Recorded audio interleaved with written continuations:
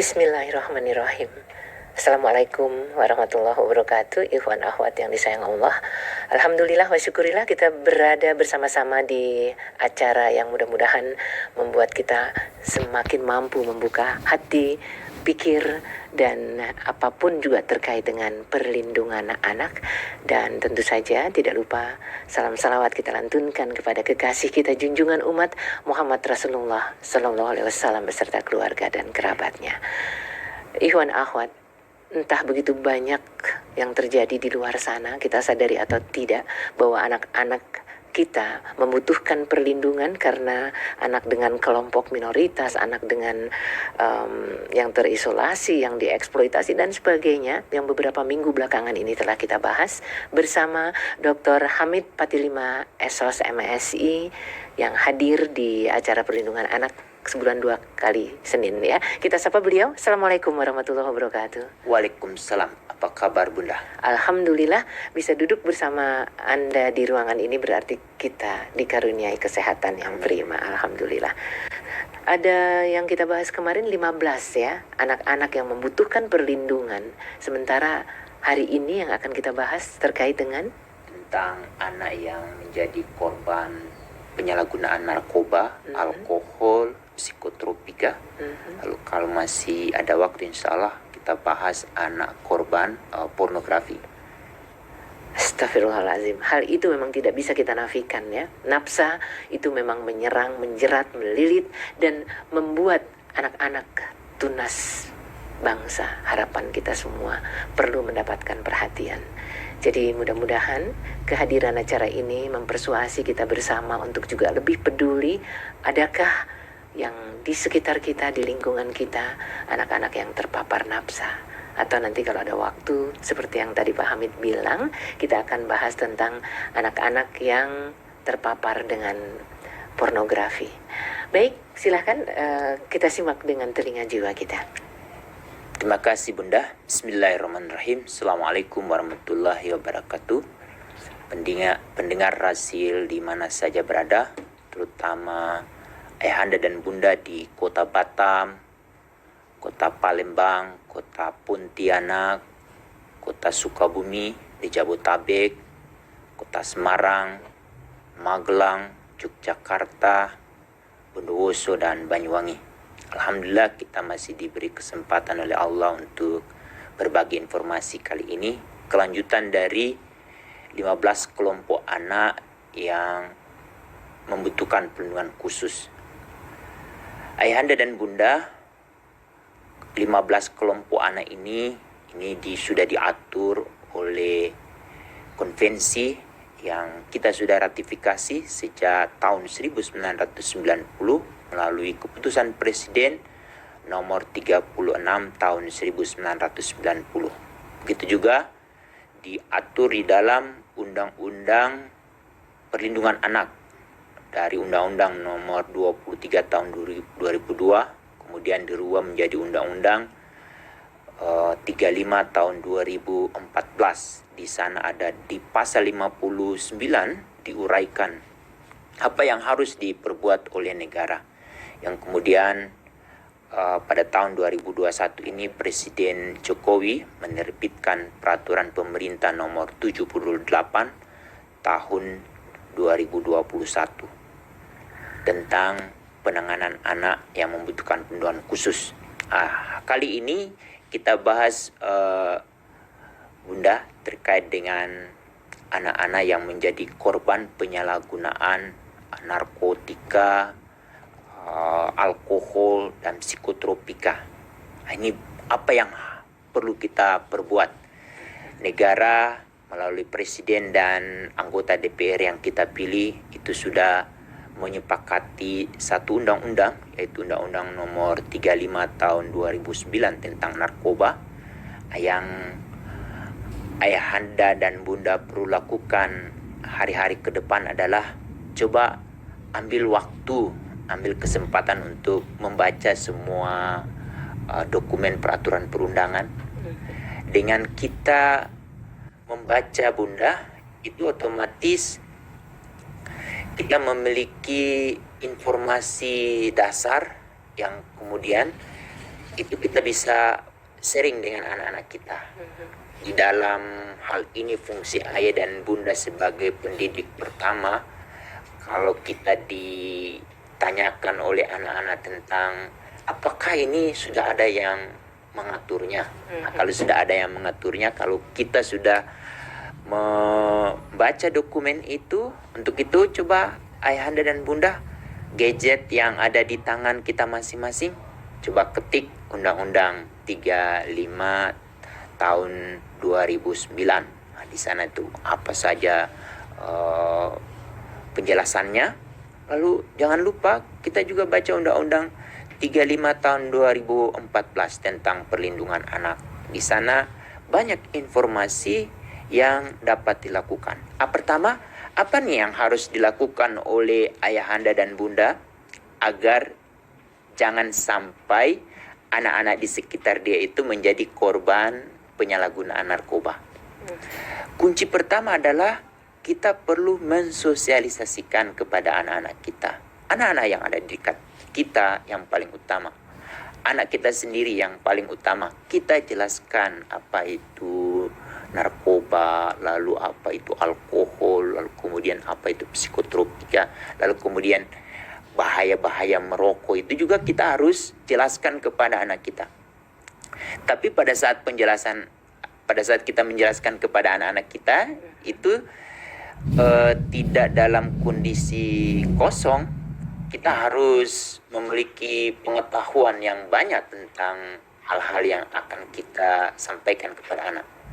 Itu bunda. Jadi pertama kita harus menceritakan kepada anak. Lalu kalau mau detail lagi, kita pinginnya ada orang yang lebih paham menjelaskan tentang bahaya dari penyalahgunaan narkoba ini. Coba kita undang orang-orang yang mungkin kolega kita untuk mengedukasi anak kita. Yang penting anak kita aja dulu. Kalau anak kita sudah memiliki pemahaman, lalu kemudian terbangun sikap pada diri dia karena dia sudah memiliki pengetahuan yang banyak tentang bahaya-bahaya, lalu kemudian dilengkapi dengan satu kemampuan bunda, keterampilan menolak atau keterampilan menghindar, jangan sampai dia terpapar. Nah, ini butuh waktu yang khusus dari ayah dan bunda untuk mengundang. Mungkin sekarang kita sudah banyak fasilitas melalui YouTube, ada sosialisasi tentang pencegahan bahaya narkotika. Nah, ini menjadi kunci penting. Itu yang pertama bunda. Yang kedua, ini ada itikat baik dari ayah dan bunda untuk memberikan masukan kepada pemerintah. Mungkin selama ini kok ada aturan, tapi aturan itu kok tidak terasa kepada kita. Dan tahu-tahu ada orang yang sudah ditangkap, ada anak yang sudah terpapar, lalu kemudian kita mau cari kambing hitam. Tapi sebetulnya dari ayah dan bunda yang memiliki kepedulian terhadap anaknya maupun anak orang lain di sekitar dia, ini coba kita telusuri apakah benar tidak aturan-aturan yang sudah dibuat oleh pemerintah, presiden bersama DPR yang sudah kita pilih, kemudian sekarang juga ada BNN. Apakah BNN ini programnya sampai nggak ke kita? Lalu kemudian BNN ini kan mengembangkan sayapnya sampai ke mana? Provinsi, lalu kabupaten, yang semua itu dipimpin oleh anggota polisi yang difungsikan di sana. Nah, ini apa yang sudah diperankan oleh lembaga-lembaga ini? Lalu kemudian kan di sana mereka memiliki kebijakan dan memiliki program. Apakah kebijakan dan program itu sudah sampai kepada kita? Kalau belum, kita sebagai orang tua yang memiliki anak, pingin anak kita itu memiliki pengetahuan yang banyak bunda. Kalau itu tidak sampai, berarti kita komplain kepada pimpinan BNN. Kok di daerah kami ini anak-anak kami tidak pernah mendapat penjelasan secara lengkap, ciri-ciri orang-orang pengguna, lalu ciri-ciri orang yang mengedar, ciri-ciri orang yang yang mau bujuk rayu sehingga kita terpapar. Ini juga perlu kita komplain. Lalu perlu juga kita ketahui bahaya awal dari narkoba itu adalah rokok. Hasil survei, coba ketik prevalensi pengguna narkoba yang dipublikasi oleh LIPI dan BNN. Kita dapat datanya di Google, itu ketik, itu nanti ada PDF-nya muncul. Kita baca tuh, itu berarti persoalan itu ada di dekat kita. Tetapi kok informasi mengenai kegiatan-kegiatan itu hanya ada di spanduk, tapi tidak langsung kepada anak kita. Nah, ini ayahanda dan bunda diberi ruang pertama untuk mengoreksi kalau ada peraturan perundangan yang tidak sesuai, berarti perlu diperbaiki. Nah, ada ruang untuk mengkomplainnya itu melalui Mahkamah Konstitusi bagi ayah ibu yang ada di sekitar anaknya. Yang kedua, kalau program berarti kita langsung ke lembaga yang diberi amanah oleh negara, yang menggunakan uang negara untuk memastikan jangan sampai ada anak-anak yang menjadi korban narkoba. Yang kita lihat sekarang kan hanya lebih banyak ke penangkapan, terus lebih banyak ke mana itu, show off yang ada di televisi. Tapi yang kita pingin itu anak yang ada di rumah itu dia merasakan program-program. Kalau orang tua selama ini tidak pernah terpapar atau merasakan program-program itu, berarti program-program yang dibangun oleh pemerintah itu berarti hanya ada di mana. Kita pingin. Untuk itu kita harus komplain. Kita telepon, kita ajak, apalagi kita punya musola atau apa, untuk kita jadikan sumber informasi untuk penyebaran. Itu yang kedua, Bunda. Lalu yang ketiga, ini yang menjadi menarik adalah ayah dan bunda itu diberi ruang untuk melaporkan ke pihak berwenang. Kita sekarang mungkin anak kita selamat pada detik ini. Tapi kita tidak tahu pada masa-masa yang akan datang. Kalau tidak ada kepedulian dari setiap ayah dan bunda di sekitar anak, tidak ada kepedulian dari keluarga besar, kakek, nenek, paman, bibi di sana, Bunda. Lalu yang paling utama adalah masyarakat. Yaitu kalau menemukan ada anak yang nyoba-nyoba merokok, itu jangan dibiarkan begitu saja. Terutama yang usia di bawah 18 tahun, kita punya kewajiban untuk mengingatkan mereka. Jangan sampai menunggu nanti mereka sudah menggunakan alkohol, apalagi alkohol di tempat kita kadang-kadang dioplos, nanti sudah ada yang meninggal, baru kemudian bereaksi. Padahal itu kita suka lewati sehari-hari, tetapi karena kita merasa itu nanti urusan dari polisi. Lalu kita sebagai ayah ibu yang diberi peran oleh negara untuk melaporkan kepada pihak berwenang. Untuk itu, coba ayahanda dan bunda catat nomor telepon BNN yang terdekat. Kita ketik.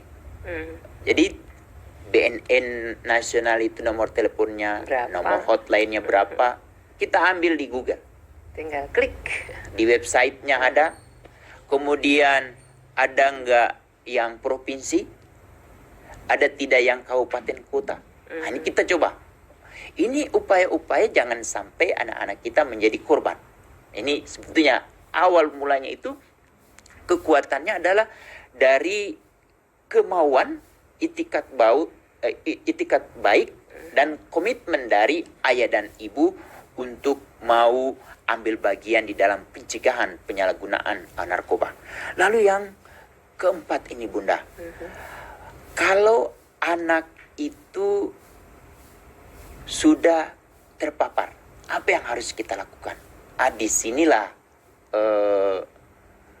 seperti banyak orang tua baru mengetahui anaknya itu pengguna pada saat ada barang-barang yang sudah mulai hilang, yang mulai dijual, lalu kemudian bayaran buku sudah tidak ada wujudnya.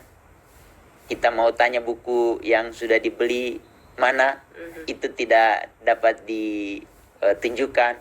Kemudian ada beberapa benda di rumah yang baik elektronik atau cincin, gelang dari bundanya sudah mulai hilang. Lalu uang belanja ayah berkurang. Ini berarti kita sudah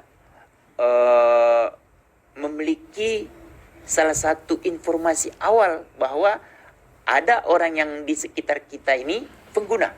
Ini berarti coba kita telusuri anak kita nih. Kita tanyakan, lalu kita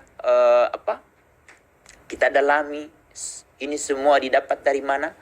Itu nanti akhirnya ayahanda dan bunda otomatis dia memiliki pengetahuan terkait dengan jaringan nanti. Lalu kemudian dia perlu mendalami bagaimana nih menghadapi anaknya ini dan jaringannya yang ada di luar. Lalu bagaimana mengantisipasi. Ini otomatis kalau tidak dipersiapkan, akhirnya nanti ayahanda dan bunda yang kalau masih merasa malu atau jangan sampai di stigma sebagai orang tua yang gagal. Sejak dari awal ini kita harus mulai memperhatikan anak kita.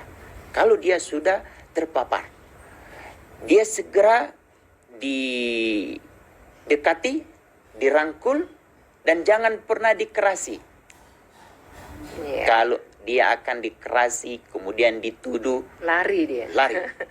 Di sana orang di luar yang sedang menunggu kehadiran dia menangkap dia. Ini yang menjadi menarik dan ini menjadi tantangan kalau dia sudah sampai masuk ke area peredaran, dia menjadi penjual eceran. Kemudian dia sudah mulai merasakan betapa di sana ada uang. Dia akan masuk ke bagian agen. Lalu kemudian nanti dia menjadi orang yang hebat di dalamnya. Ini harus butuh kebaikan dari ayah dan ibu untuk segera memotong rantai ini. Dengan cara apa? Sejak dari awal kita mendeteksi anak kita sebagai pengguna, itu segera lapor ke BNN. Biasanya orang tidak melakukan itu karena apa? Karena dia nanti di stigma. Takut stigma. Lalu dia nanti akan berhadapan dengan cemoohan. Belum lagi nanti berhadapan dengan yang berwenang, berwajib. Padahal dampaknya nanti akan lebih buruk lagi. Lebih buruk lagi. Itu langkah pertama. Jadi kalau kita menemukan ada anak kita sudah masuk ke pengguna awal, itu harus segera dilaporkan. Agar apa? Teman-teman dari BNN segera mengkaji, membuat assessment pada anak itu, lalu kemudian anak itu harus dikirim kemana? Jangan khawatir bahwa nanti akan ditangkap, karena yang pasti mereka lakukan adalah merehabilitasi anak-anak kita ya. Iya, karena kalau sudah sampai tahap udah ada barang yang hilang, itu berarti ada dia sesuatu. Sudah mulai tidak punya uang. Kemudian ini dia sudah mulai terdesak menggunakan, lalu kemudian dia dipaksa oleh pengedar. Bagaimana nih? Mau jadi pengedar kecil-kecilan lalu sampai menjadi agen atau apa? Ini menjadi lebih parah.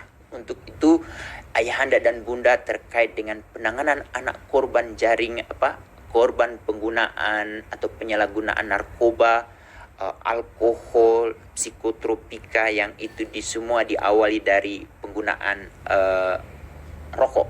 Nah, ini harus segera kita upayakan. Upaya lanjutan apa, Bunda?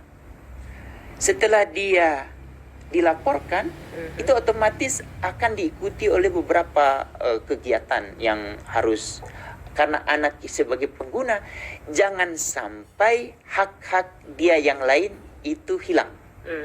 Dia harus mendapatkan akses ke pendidikan tetap, dia harus mendapatkan layanan medis. Ini otomatis pengeluaran dari ayah dan ibu semakin bertambah. Untuk itu jangan sampai kita bangkrut menghadapi anak ini kalau sudah terlalu dalam anak itu terlibat dalam penggunaan. Lalu sampai dia masuk ke banyak cerita-cerita ayahanda dan bunda yang kalau kita ikuti testimoni di pertemuan-pertemuan, itu mereka banyak bercerita, mereka bangkrut untuk menyelamatkan anak ini. Nah, untuk itu apa yang harus kita lakukan? Yaitu segera melaporkan. Itu yang tahap pertama. Lalu yang kedua, sebagai orang tua, mungkin bukan anak kita yang menjadi pengguna, tetapi tetangga. Nah, apa yang harus kita lakukan? Sebagai ayah dan bunda yang berada di dekat anak, jadilah kita sebagai orang yang membantu anak itu sendiri dan keluarganya. Apa yang harus kita lakukan? Kita diberi Allah itu kemampuan untuk merehabilitasi secara sosial. Anak-anak yang menjadi pengguna itu sebetulnya awalnya korban kekerasan, korban pengabaian dari ayah dan ibu, korban kehilangan kasih sayang, dan biasanya juga ada akhir yang lain, itu korban dari ayah ibu yang bermasalah. Dan yang lebih parah lagi, korban dari model yang ditonton, yang dilihat langsung dari perilaku ayah dan ibunya. Nah, itu rata-rata kalau anak ini tidak mendapat cahaya, dia akan mengikuti, apalagi kalau dia sudah diambil oleh orang-orang yang terus-menerus memanfaatkan dan menggandakan jumlah-jumlah dari mereka ini. Untuk itu ayahanda dan bunda yang melihat anak tetangga seperti itu, rangkul mereka. Mereka diajak banyak untuk melakukan kegiatan-kegiatan yang positif lalu yang produktif. Jangan beri kesempatan mereka diam, karena di diamnya itu mereka sudah mulai membuat satu bayangan-bayangan. Lalu salah satu bayangan yang akan menjadi solusi itu adalah lari ke hal-hal yang kita sedang bicarakan. Jangan sampai itu. Untuk itu kita harus ambil bagian untuk memastikan anak-anak itu aktif. Lalu jangan lupa lapor. Beranikah ayahanda dan bunda melapor anak tetangga sebagai pengguna? Kalau seandainya itu kita lakukan, dirahasiakankah kita? Itu sudah otomatis. Jadi jangan khawatir, ikhwan akhwat, ayah bunda, kalau memang kita akan membantu, maka tidak akan ada hal yang akan menjadi buntut yang kita cemaskan gitu ya. Kalau kita berharap dari polisi, polisi itu ada berapa kalau di setiap desa itu cuma satu, Babin Kamtipmas. Lalu kita berharap ke aparat dari BNK yang di kabupaten, jumlahnya itu juga sedikit. Kita berharap kepada Pak Lurah. Kadang-kadang Pak Lurah juga ada yang menjadi pengguna. Jadi bingung juga kita harus. Jadi intinya adalah keaktifan masyarakat untuk ambil bagian di dalam melaporkan. Jadi jangan sampai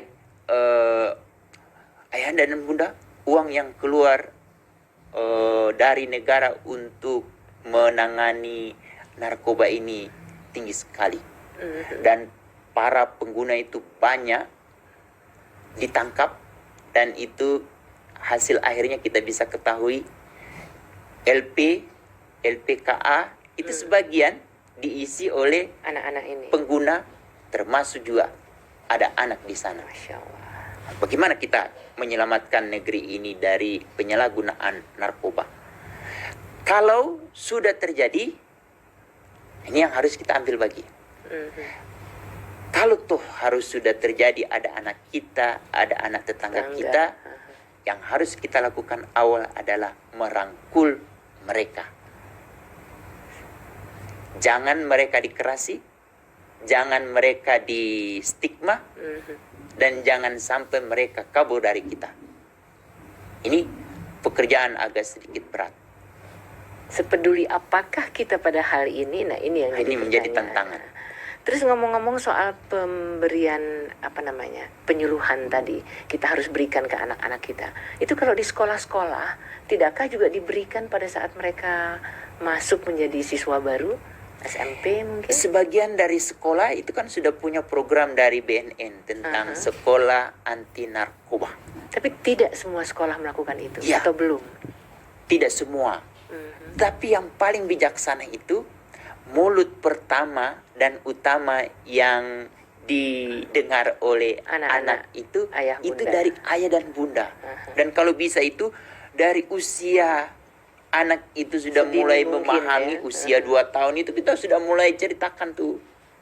Kita udah mulai ingatkan, lalu kita sampaikan. Dan apakah hanya sekali? Nah, itu muncul pertanyaan.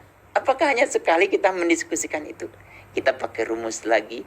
Allah saja untuk mengajak Berulang-ulang. kita untuk sholat itu sehari 5 kali. Nah, mungkin minimal untuk merubah perilaku dari seseorang untuk menghindar dari perbuatan yang tidak baik itu 5 kali minimal. Sampai kapan? Ya minimal 3 tahun. Jadi 5.475 kali kita mensampaikan bahwa bahaya narkoba itu menjadi penting. Jadi di teori behavior change communication itu Bunda, kan ada anak-anak ini masih perenung. Apa benar ini yang disampaikan bahaya narkoba oleh ayahku ini? Apa dia sampai di sekolah ada kegiatan dari BNN menjelaskan tentang bahaya narkoba? Yang teringat sama anak itu adalah wajah ayah dan wajah ibunya. Kemarin sudah menjelaskan. Oh, kok Benar ibuku tahu ternyata ya, ya. benar ya. Nah, terus pas sampai di masjid, ustazah atau ustadznya Memberikan ceramah juga. tentang itu. Jadi semakin kayaknya aku tadi dapat informasi tambahan lagi. Akhirnya dia bertindak, ambil tindakan. Action ini akan menjadi luntur lagi kalau tidak ada yang mengingatkan lagi. Jadi mengingatkan anak itu sebagaimana teori spiral itu naik turun. Begitu juga seperti iman kita kan, itu naik turun.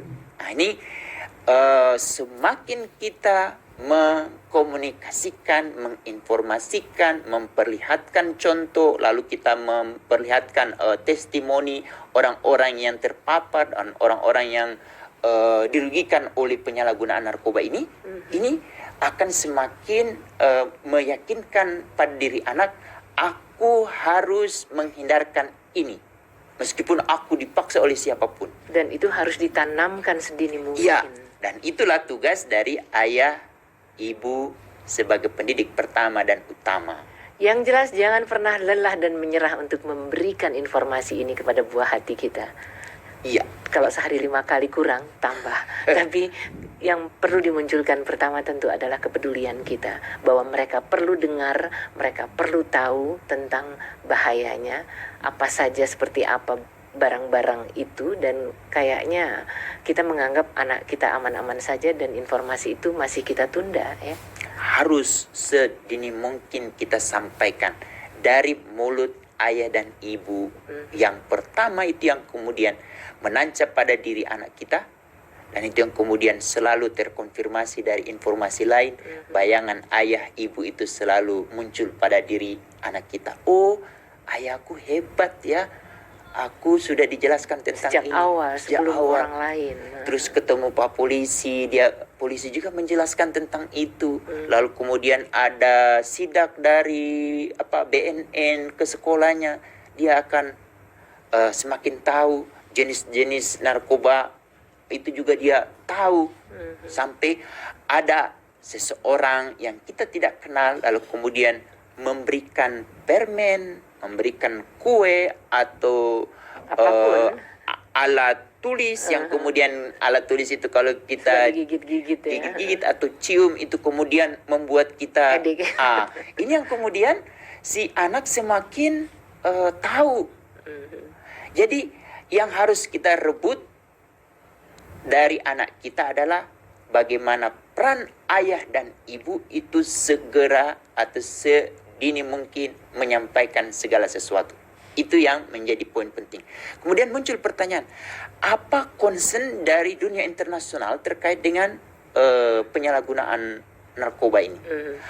Sesuai dengan konvensi hak anak di pasal 33 itu perhatiannya Bunda jangan sampai anak masuk ke jaringan peredaran. Ini dia yang harus Dicegah. Jadi kalau kita sudah lihat kok anak ini tidak memiliki sumber pendapatan tapi tahu-tahu dia sudah memiliki benda-benda tertentu yang mahal lalu yang memudahkan. Kok kita dengar obrolannya kayaknya bukan dengan temannya tetapi dengan orang lain.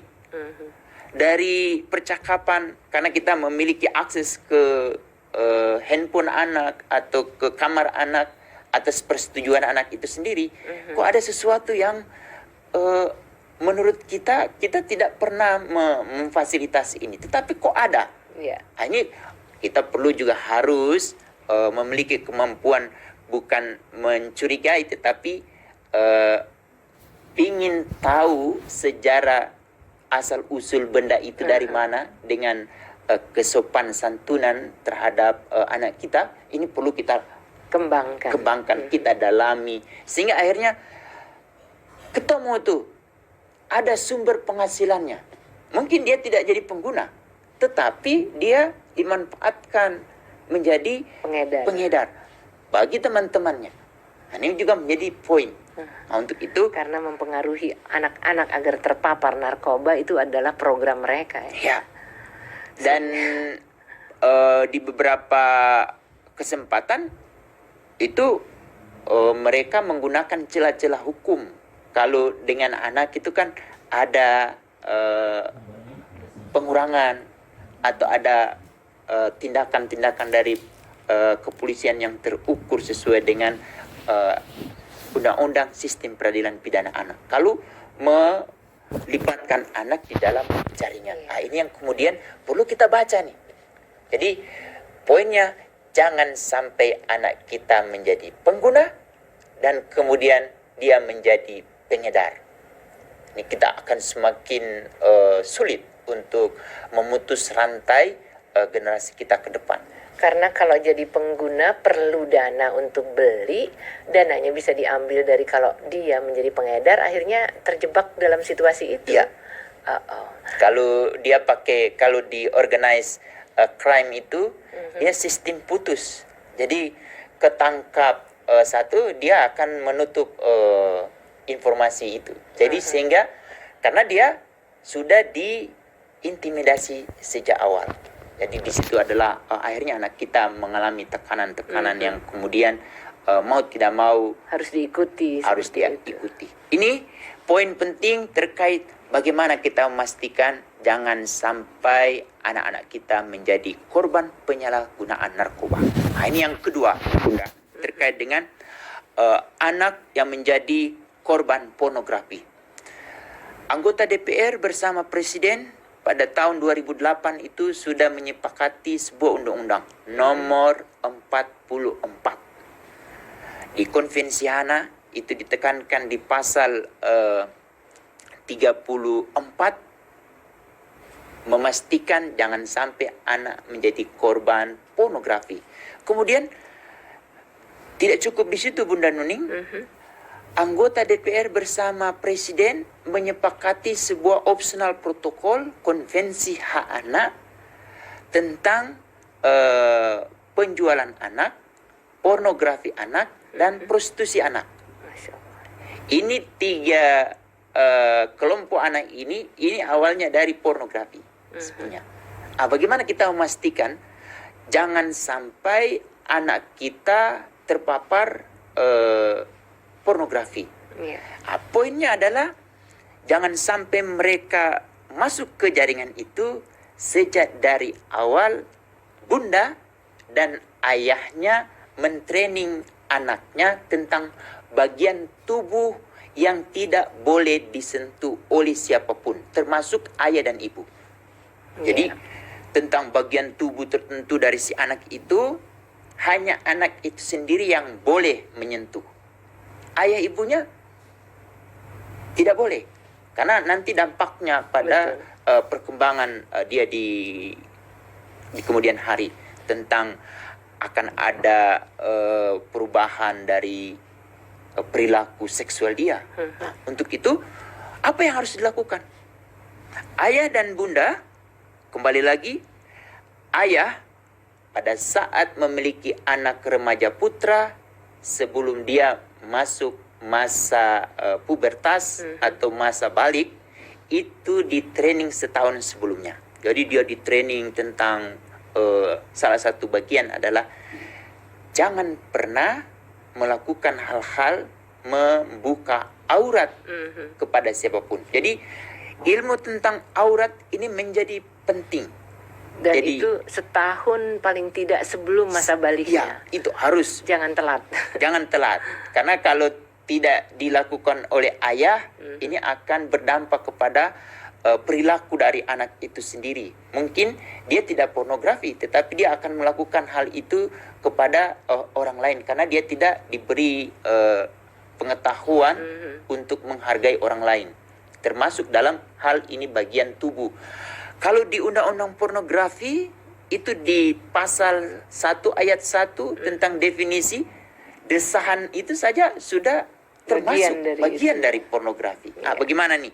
Coba ayahanda dan bunda sekarang buka gadgetnya lagi, ketik Undang-Undang nomor 44 tahun 2008 tentang pornografi. Pasal 34 tadi kalau nggak salah ya. Pasal 1 ayat 1. Oh, justru di depan Di sekali depannya ya. itu kita baca itu apa itu definisi pornografi. Kalau si ayah lalu si bunda sudah membaca itu kan kemudian apa nih yang harus kita sampaikan. Lalu kemudian hal-hal apa yang perlu kita hindarkan. Jangan sampai anak itu muda melakukan hal-hal yang kemudian dia menjadi pelaku atau menjadi korban pornografi. Dan gadget adalah bagian dari pemancing yang luar biasa. Ya. Kalau kita tidak abai atau tidak peduli, apa saja bisa ada di situ. Ya. Nah, ini menjadi sangat penting. Jadi penghargaan tubuh atau tubuh dari anak itu menjadi sesuatu yang penting, dan narasumber yang paling utama ayah dan bunda. Iya. Untuk anak laki itu adalah ayahnya. Karena ayahnya punya pengalaman dulu. Waktu masih seusia dia. Kita jelaskan, kita yakinkan. Lalu yang paling penting adalah bagaimana dia untuk menghindarkan ada orang yang mau ambil gambar diri dia. Jangan boleh. Nah, ini menjadi penting. Ibu bapak, para pedofil yang ada di luar sana itu sedang menunggu potret-potret dari anak-anak kita. Itu untuk anak remaja putra. Lalu kemudian bagaimana dengan anak remaja putri? Nah, bunda, setahun sebelum anak kita menstruasi itu sudah dikenalkan. Ya? Jadi pengetahuan tentang tohara otomatis ya bunda, itu informasinya bisa saja dari ustazah, tapi sebagai bunda kan punya pengalaman dulu menghadapi ini, bagaimana membangun kepercayaan diri, lalu bagaimana dia harus mempersiapkan diri. Ini kan butuh latihan-latihan. Lalu kemudian pengenalan bagian tubuh untuk tidak boleh disentuh. Disentuh saja tidak boleh, apalagi dilihat tidak boleh, apalagi sampai direkam. Banyak anak-anak remaja putri yang menjadi korban dengan dalih ada kontes model apapun. Coba itu ada Foto panitia ininya, foto ininya, Ah, kirimkan. Oh, oh. ini bisa menjadi modal dari para pelaku-pelaku pornografi untuk mengeksploitasi anak kita. Coba bagaimana cara kita untuk mengatasi kalau foto anak kita itu sudah beredar di dunia maya? Kecuali hanya kebaikan dari Kominfo yang menarik foto itu. Tapi ibu bapak sekarang coba kita keluar dari gadget kita terus kemudian kita searching hanya menggunakan istilah-istilah bahasa daerah atau apa, itu akan keluar semua gambar-gambar itu. Nah, kemungkinan di sana ada foto anak-anak kita. Untuk itu agar anak kita jangan sampai menjadi korban pornografi, pastikan sesuai Undang-Undang Nomor 10 Tahun 2012 tentang Opsional Protokol Konvensi Anak, foto anak kita itu tidak boleh dipajang di Facebook. Padahal yang terjadi adalah banyak sekali diposting karena keren, lucu dan segala macam. Ah, itu. Oh, oh. Yang kedua, jangan di TikTok. Ini berbahaya. Kemudian jangan coba share ke WA. Pokoknya medsos nggak usah deh gitu Tidak ya. boleh, karena ada beberapa teman dari ayahnya, dari ibunya menggunakan foto itu untuk jadi stiker. Nah, itu berbahaya. Ini tidak boleh. Dan itu kalau disalahgunakan lalu kemudian ini kan untuk kepentingan publikasi, tidak dibenarkan.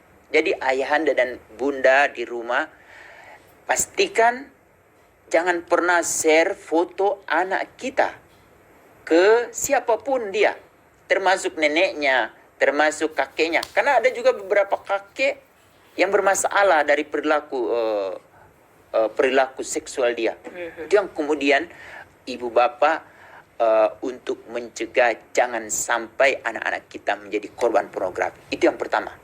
Lalu yang kedua nih, kalau anak kita menjadi korban pornografi, apa yang harus kita lakukan?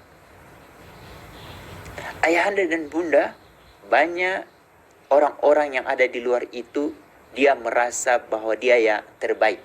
Sehingga kalau dia mengetahui ada tetangganya atau ada orang-orang yang dia kenal menjadi korban, itu minimal akan dijadikan modal untuk bahan cibiran atau olok-olok atau menstigma. Untuk itu ayahanda dan bunda, kalau kita menemukan ada anak kita yang menjadi korban pornografi, kembali lagi upaya yang harus kita lakukan adalah merangkul anak itu. Lalu kemudian jangan dia direndahkan, didiskriminasi. Jangan dia mengalami kekerasan. Apalagi jangan sampai dia mengalami pengusiran. Karena merasa suci, karena merasa ternodai oleh perilaku anak-anak ini. Nah, untuk itu mulai hari ini, baik itu anak korban pornografi maupun anak korban penyalahgunaan narkotika, sebagai ayah dan ibu yang diberi amanah yang besar oleh Allah adalah bagaimana anak itu merasa terlindungi, lalu dia merasa menjadi bagian dari keluarga kita. Itu mungkin yang bisa Masya Allah. kita share dari pertemuan kali ini. Tapi keaktifan ayah ibu untuk mencari informasi ini menjadi utama agar anak-anak mendapatkan informasi pertama dan utama itu dari hanya bunda. mulut ayah dan bunda. Itu mungkin. Keren banget. Yang jelas ikhwan akhwat, jangan pernah lelah untuk mencari informasinya, untuk kita bagikan kepada buah hati kita. Karena kalau di sekolah ada, oke. Tapi seperti yang tadi Pak Hamid bilang, dari rumahlah segala sesuatunya itu berawal. Jangan pernah menyerah untuk mencari tahu informasi terkait dengan narkoba atau pornografi begitu banyak ada di media sosial. Tinggal kita, oh ya, ini ada pertanyaan yang mungkin perlu diperjelas jawabannya. Untuk rehabilitasi itu Pak Hamid, Mbak Nuning, berbayarkah? Iya. Nah, kalau untuk rehabilitasi, kita kan punya BNN, nanti di BNN lah yang akan mengakses. Jadi jangan inisiatif dari kita. Kalau Meskipun ada swasta yang menawarkan untuk Ya. rehab, tapi pemerintah telah menyediakannya. Kalau Ya. nggak salah di Lido juga ada. ada di Lido, ada rumah sakit, RSKO-nya, RSKO dekat dari kita ini ya. Di Fatmawati ya. Jadi intinya kita lapor dulu ke yang berwenang. Di sana mereka punya program. Persoalan nanti share budget, itu yang kemudian didiskusikan oleh ayah dan ibu bersama petugas yang diamanahi oleh negara untuk itu. Jadi jangan kita apa-apa langsung Inisiatif sendiri. Ya, yang paling utama lapor supaya teman dari BNN itu memiliki jaringan untuk mendalami sumber dari obat ini dari mana. Itu kan dia akan jalan, ada timnya. Lalu kemudian untuk menyelamatkan anak ini dari ketergantungan, dia kan harus direhab kes dan di rehab sos. Di sana ada tim juga untuk Jadi kesehatannya dan sosialnya juga ya, dan akan pendidikan juga akan komplit di sana. Jadi ada manajemen kasus di sana. Nah, kalau kita awal-awal sudah terbebani ini harus berbayar atau tidak, yang akan mengetahui lebih pas itu petugas yang ada di sana. Kita diskusikan. Tidak 100% dibebankan kepada kita. Iya. Mereka mungkin ada bagian-bagian yang mereka bisa tanggung. Jadi konsul misalnya bebas. Yang jelas negara ada. Ya, Tidak kemana-mana. kehadiran negara Kehadiran untuk itu negara. ada. Tetapi apakah kita mengetahui itu semua? Itu yang jadi persoalan. Kita harus selalu ajak anak kita. Kalau bisa nih, satu program yang harus coba disusun oleh ayah ibu, membuat tur ke BNN.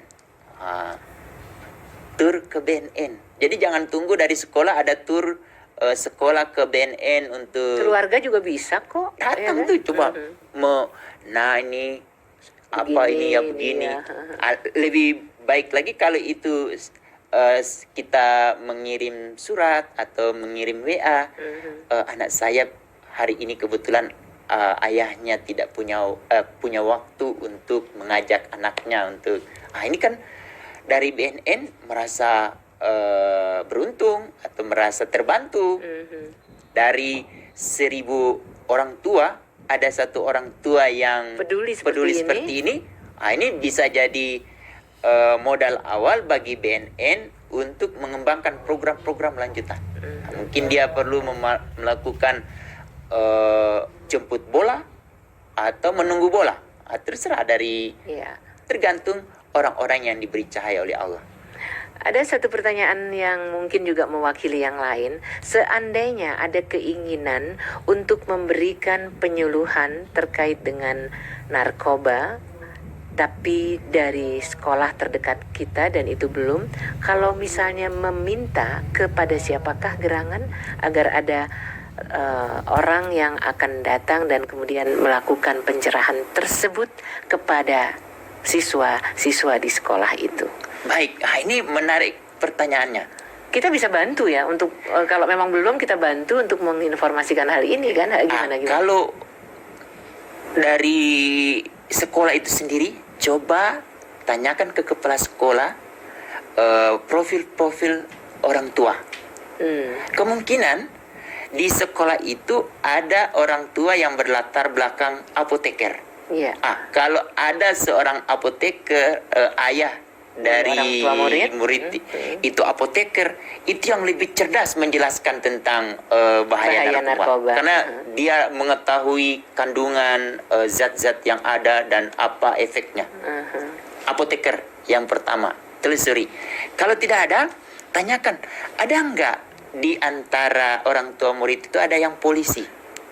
Lebih komplit lagi, lengkap pasal-pasalnya. Itu dia akan jelaskan. Meskipun bukan polisi narkoba, tapi dia akan merasa dihargai dan merasa diberi kesempatan oleh sekolah untuk memperkenalkan bahwa dia polisi. Otomatis dia kalau kita minta bukan hanya tentang narkoba yang kita dapatkan dari orang tua ini, tapi berbagai urusan dari polisi kita dapat. Lalu kemudian dokter, pasti ada orang tua murid dari salah satu dari sekolah itu kan ada dokter. Kalau tidak ada, kita Baru minta ke polsek. Tapi dari mana dulu? Babin Kamtipmas. Jadi jangan langsung yang tinggi-tinggi. Babin Kamtipmas Paling di dekat setiap ya. kelurahan itu ada, dan dia selalu datang ke sekolah itu. Rasa-rasanya masih banyak pasti teman-teman yang di lingkungan kita belum ada pencerahan terkait dengan bahaya narkoba ini yang secara masif diberikan, entah itu di pengajian, entah itu di Karang Taruna. Kalau Karang Taruna mungkin sudah kali ya, tapi di tempat-tempat yang lain. Yang jelas apa yang disampaikan oleh Dr. Hamid benar-benar mempersuasi kita untuk peduli, bukan hanya untuk buah hati kita, tetapi juga pada anak-anak lain yang bisa jadi memang memerlukan dukungan dari kita untuk jadi lebih smart, jadi lebih cerdas ya. Sayang waktunya sudah mepet, mungkin bisa dirangkum bahasan kali ini. Baik. Terkait dengan narkoba dan pornografi. Terima kasih Ayahanda dan Bunda yang masih menyempatkan diri untuk menyimak. Poin pertama, gunakan peran ayah ibu sebagai pendidik pertama itu menjadi narasumber utama bagi anak-anak kita di dalam segala hal. Dalam hal ini yang kita sedang bahas tentang jangan sampai anak-anak kita mengenal narkotika dan jangan sampai dia menjadi pengedar. Kita akan jelaskan hal-hal yang membahayakan bagi diri dia nanti, yang akan kerugian yang akan dia dapatkan. Lalu keuntungan yang akan dia dapat kalau dia terhindar dari itu semua. Ini ayah ibunya harus menjelaskan. Begitu juga dengan pornografi. Untuk itu Ayahanda dan Bunda gunakan gadget searching peraturan perundangan yang saya sebutkan tadi. Yang paling utama Undang-Undang Nomor 35 Tahun 2009 tentang narkoba. Lalu kemudian yang kedua Undang-Undang 35 Tahun 2014 tentang pelindungan anak. Kemudian Undang-Undang Nomor 44 Tahun 2008 tentang pornografi. Itu kita baca semua. Lalu kemudian kita harus tambahkan informasi ke mana kita mau memperkaya pengetahuan ini. Lalu kemudian kita arrange untuk melakukan city tour atau kunjungan ke tempat-tempat di mana anak itu semakin yakin penjelasan dari ayahnya itu benar dari sumber yang asli. Berarti kalau narkoba kita ke BNN atau ke BNK atau ke kantor polsek terdekat kita, jangan jauh-jauh. Jangan kalau ke polsek itu kita datang hanya ngurus SKCK atau kita berurusan mengurus surat izin keramaian. Kantor polisi itu dibuat oleh negara adalah Untuk banyak tempat hal. untuk bertanya berbagai hal yang terkait dengan hal-hal pidana atau hal-hal terkait dengan keselamatan anak kita. Mulai kapan? Mulai hari ini. Semoga Allah memberikan cahaya kepada kita yang sudah semakin peduli kepada anak kita, semakin peduli lagi. Dan kita berharap ke depan anak-anak kita terhindar dari bahaya penyalahgunaan narkotika dan bahaya pornografi. Demikian, Assalamualaikum warahmatullahi wabarakatuh. Waalaikumsalam warahmatullahi wabarakatuh. Terima kasih Dr. Hamid dan ayah bunda yang disayang Allah.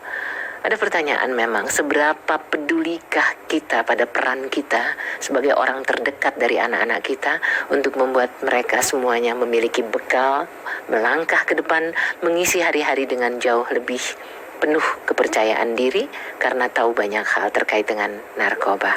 Mudah-mudahan tidak ada rasa lelah dan menyerah untuk membuat kita orang pertama yang memang sangat diperlukan oleh buah hati kita. Terima kasih. Billahi taufiq wal hidayah. Wassalamualaikum warahmatullahi wabarakatuh.